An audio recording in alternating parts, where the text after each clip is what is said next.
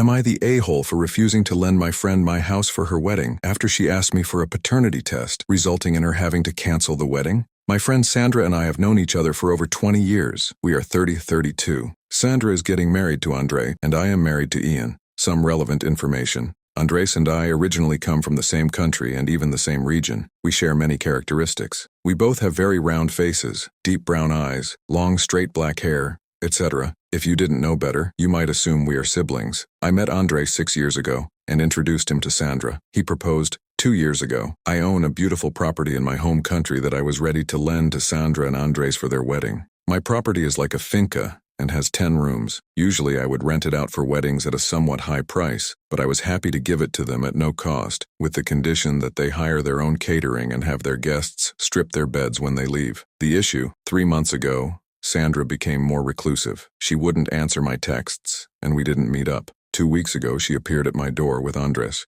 They sat us down, my husband included, and said she suspected that my daughter is actually Andres's biological daughter and requested a paternity test for peace of mind. I was so shocked that I couldn't say anything. My husband lost his temper and raised his voice, telling Sandra that she was being absolutely stupid. Sandra pointed out that my daughter looks like Andres. I explained that Andres and I look alike. She kept shaking her head, saying my daughter would look more like my husband and not like my exact copy. The evening ended poorly. I agreed to the test if they paid for it. The results came back last Friday, showing that Andres was not the father. We also did a test confirming that my husband is the father. Sandra cried and tried to hug me. I told her I didn't want to, and that I didn't want to be friends with her for the time being. She kept saying her worries were justified and made a comment about women from your country being more likely to do that. In that moment, I was filled with anger. I told her she could forget about using the venue and that I didn't want her in my life anymore. She started crying, but I made her leave. Her mom and she have been texting me,